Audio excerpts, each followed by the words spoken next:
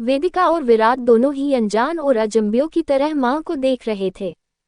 तब माँ वेदिका को विराट के पास लाकर बोली, भोलू विन्नी बेटा, कितनी प्यारी जोड़ी लगती है तुम दोनों की। भगवान मेरे बच्चों की जोड़ी बनाए रखे, कोई भी बुराई अब मेरे बच्चों को अलग ना कर पाए। वेदिका और विराट तो अब भी समझ नहीं पा रहे थे कि क्या कहें। तभी माँ बोली, क्या हुआ मेरे बच्चों, ऐसे अनजानों की तरह क्या देख रहे हो। बेटा माँ सब जानती हैं, ये माँ अब इतनी भी कमजोर नहीं कि अपने बच्चों के दर्द को न बांट सके। माँ ने विराट वेदिका को फ्रेश होकर आने को कहा और बोली, सारी बातें अब बैठकर होंगी। विराट वेदिका तो दोनों अब भी किसी सदमे में थे, उनको तो समझ में ही नहीं आ रहा था कि माँ क्या जानती है और क्या पता है उनको। विराट वेदिका दोनों ही फ्रेश होकर आ चुके थे और वेदिका ने माँ के कहने पे आज साड़ी पहनी थी जिसमें वो हमेशा की तरह बहुत सुंदर लग रही थी। विराट वेदिका दोनों फ्रेश होकर आए तो वहाँ सब पहले से ही बैठे हुए थे उनके इंतजार में। वैदेही जी आज अपनी वेदिका को सुहागन के रूप में देखकर बार बार उसकी बलाई लिए जा रही थी। विराट वेदिका दोनों अपनी जगह आकर बैठ गए। तब माँ ने कहना शुरू किया, बेटा डॉक्टर के मुझे बिल्कुल फिट देने के बाद मैं छुटकी से कहने लगी कि मुझे मेरी विन्नी से मिलना है, पर छुटकी को डर था कि माँ पता नहीं सच सुन भी पाएगी भी कि नहीं, इसलिए हम दोबारा डॉक्टर से अपने मन की बात कही। तब डॉक्टर ने कहा कि अब वैसे ये पूरी तरह ठीक है, फिर भी आप ऐसा कोई सच बताओ जिसे सुनकर इनको धक्का लगे या फिर इनसे बर्दाश्त नहीं हो पाए। अगर इनको कुछ हुआ वो सच जानने के बाद तो समझो अभी ये फिट नहीं है, और ये पूरी बात जानकर भी सही रहे तो फिर हम इनको जाने की परमिशन दे सके हैं। छुटकी ने डॉक्टर के कहे अनुसार बिट्टू के सामने सारा सच बता दिया, तेरी शादी विराट का सच और विराट का हमारी हेल्प करना सब। और देख बेटा आज मैं बिल्कुल सही हूँ, अब मुझे केक नहीं होगा। और डॉक्टर ने भी अब हरी झंडी दे दी है। उद्धरण चिन्ह।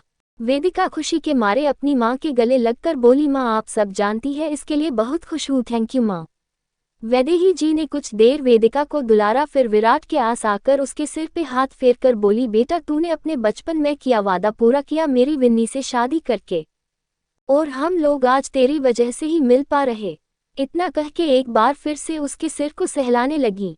विराट जो बस माँ के प्यार को महसूस कर रहा था वो बहुत आराम से बोला, माँ क्या आप जानती हैं हमारे परिवारों में क्यों आना जाना बंद हो गया था, और क्यों दो जिगरी दोस्त एक दूजे के दुश्मन हो गया, आखिर इसी क्या वजह थी।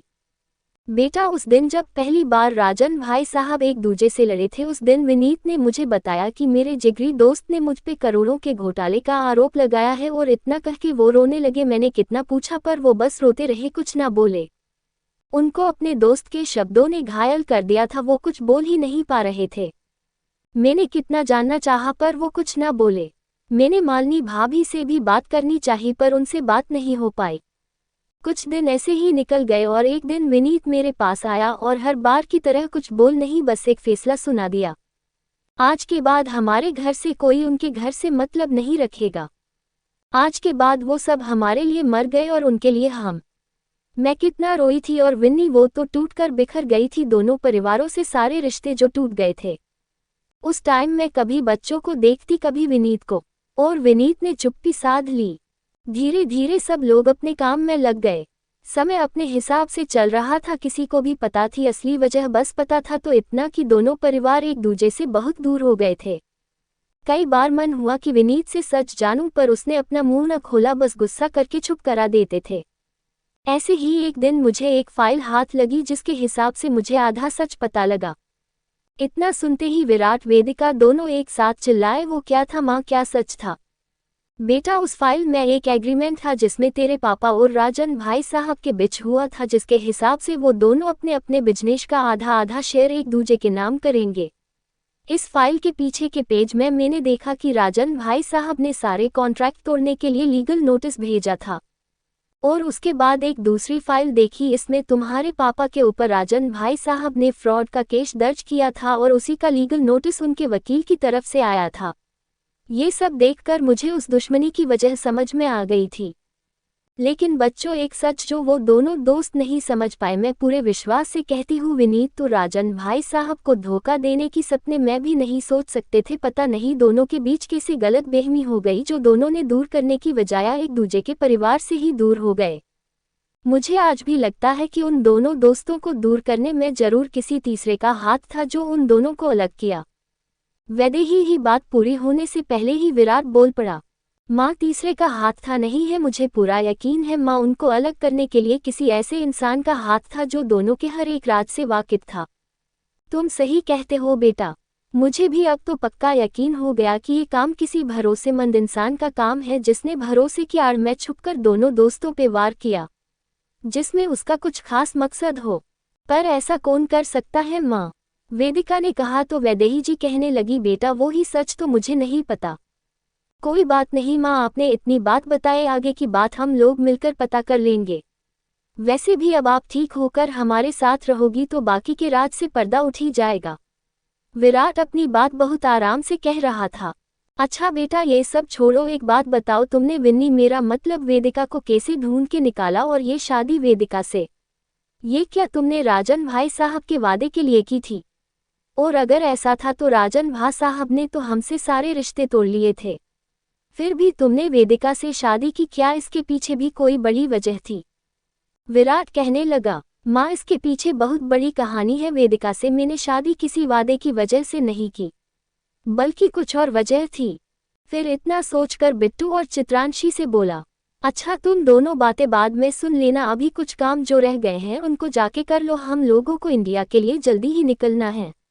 बिट्टू और छुटकी मुस्कुराकर वहां से चले गए। उन दोनों के जाने के बाद विराट ने कहना शुरू किया, माँ मैंने वेदिका से शादी डेट के वादे की वजह से नहीं की, बल्कि मेरे इंतकाम की वजह से की थी। माँ मेहर दीदी के साथ क्या हुआ ये तो आपको छुटकी ने पहले ही बता दिया है, लेकिन दीदी के साथ ऐसा किसने किया वो नहीं पता आपको?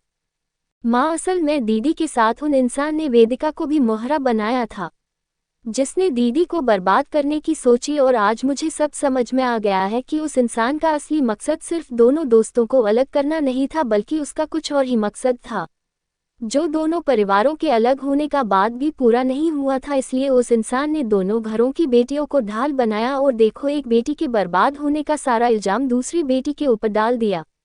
वो बहुत ही शातिर खिलाड़ी इंसान है जिसने बहुत दिमाग लगाकर वार किए थे। ... विराट कुछ देर तक शांत रहा और वैदेही जी और वेदिका दोनों विराट को ही देखे जा रही थी। तभी विराट ने फिर से कहना शुरू किया, माँ मेहर दीदी के साथ जिस लड़की ने निखिल के साथ मिलकर गलत किया, सबूत के हिसाब से वो वेदिका थी। सारे फोटो वेदिका के थे, वेदिका और निखिल के फोटो दी ने मुझे भेजे थे, पर अफसोस उन फोटो का सच कुछ और ही था। उन फोटो ने ही वेदिका को 7 साल पहले बदनाम किया था। जब शादी की थी तब सच भी जनता था, ना ये पता है ये लड़की कौन है, बस पता था तो इतना कोई वेदिका नाम की लड़की है जो मुंबई रहती है और ग्रांट मेडिकल कॉलेज से MBBS कर रही है, बस। फिर क्या मैंने इसकी तलाश शुरू, पर वेदिका को खोज पाना मुश्किल हो रहा था। एक दिन वेदिका जब MBBS कंप्लीट करके PG कर रही थी तब मुझे इसका पता लग गया था। तब मैंने अपने मैनेजर नमन के साथ मिलकर वेदिका से कांटेक्ट किया, पर मुझे वेदिका के असली हालातों का नहीं पता था। मेरे मन में तो पहले ही वेदिका बहुत गिरी हुई लड़की थी जो पैसों के लिए एक शादीशुदा इंसान से अफेयर कर बैठी। तो जब नमन के पूछने पर वेदिका ने शादी के लिए हाँ कहा तो मुझे और भी ज़्यादा गुस्सा आ गया था, क्योंकि मैंने वेदिका से पैसों के लिए कॉन्ट्रैक्ट किया था और हालातों की मारी बेचारी वेदिका ने हाँ कर दिया, पर मैंने उसे गलत समझ लिया। एक नफरत के साथ वेदिका से बदले की भावना लेके शादी की थी, पर शादी के बाद मुझे वेदिका को देखकर हमेशा लगता था कि नहीं, वेदिका वो लड़की नहीं है, पर मेरे सामने जो सबूत थे उनके बेस पे मैं कुछ सोच नहीं पाता। फिर एक मुझे वेदिका का सच पता लगा और मेरी नफरत प्यार में बदल गई, पर फिर भी उस टाइम हम दोनों सच से अनजान थे, और वो सच हमको अविनाश अंकल ने बताया। तब जाके एहसास हुआ कि हम तो बरसों के बिछड़े मिले हैं। माँ अब आपकी विन्नी को हंसते देखना ही मेरा सपना है और असली गुनहगार का पता भी लगाना है। सारी बात सुनने के बाद वैदेही जी बोली, कोई बात नहीं बेटा, अब जब इतना सच पता लग गया है तो पूरा भी पता लग ही जाएगा। वैसे हुई अब तो सब लोग मिल ही गए हैं तो सब मिलकर सच का पता लगा लेंगे, चिंता मत करो बेटा।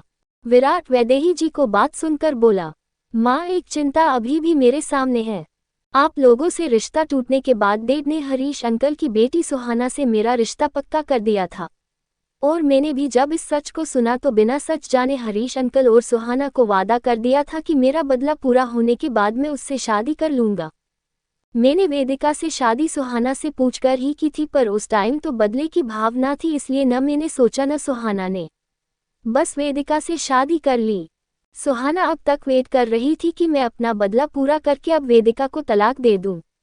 पर तब वो सच नहीं जानती थी, और अब जब सच सामने आ गया है तो वो बहुत दुखी हो गई है इस बात से कि इन सब में उसका क्या दोष है। पर सबसे ज्यादा विकट परेशानी तो मेरे आगे है, अब सुहाना को कैसे समझाऊं।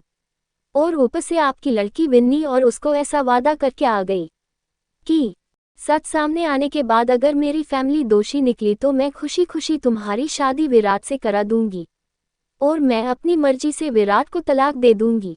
ये कहते हुए विराट से आज एक बार फिर से वेदिका को हल्के गुस्से में देखा। दूसरी तरफ वैदेही जी तो सब सुनकर वेदिका पे बरस ही पड़ी। तू पागल वागल हो गई थी क्या विन्नी उस टाइम, या फिर नशे में जाकर बोल आई? होश भी है तू क्या बोल कर आई? भगवान न करे पर उस सच में कहीं तेरे पापा की गलती हुई तो तू अपनी हंसती खेलती जिंदगी को उजाड़ कर किसी और को उसे सौंप देगी। होश तो टिकाने पे था ना तेरा। विराट कोई खिलौना है क्या जो आज तू खेल ली और कल तेरा मन भर जाए तो सुहाना को दे देना। माँ आप चिंता मत करो, ऐसा कुछ नहीं होगा, ना तो मेरे पापा गलत होंगे और न मैं विराट से अलग होऊंगी। उस टाइम सुहाना को समझना जरूरी था, इसलिए उस टाइम मुझे यही ठीक लगा और मैंने कह दिया। वैसे भी अब वो कम से कम नॉर्मल जी तो रही है, तब न तो खा रही थी न पी रही थी, और हरीश अंकल और आंटी सब परेशान थे, इसलिए मैंने ऐसा कहा। माँ ने वेदिका की बात सुनी, फिर बोली अब तक जो हुआ उसका हमें आभास पहले से नहीं था, पर अब हम सब मिलकर अलर्ट रहेंगे। अब मैं अपने बच्चों को किसी भी हाल में अलग नहीं होने दूंगी, ये वादा है मेरा। अब इंडिया जाकर बहुत से काम करने हैं, तो जो हुआ सो हुआ, अब आगे की सोचो कि आगे कैसे रहना है। माँ की बात से दोनों एग्री हुए, फिर दोनों जाकर माँ के गले लग गए। माँ ने दोनों को अब आराम करने को कहा, बोर खुद भी अपनी पैकिंग करने का कह के अपने रूम में आ गई।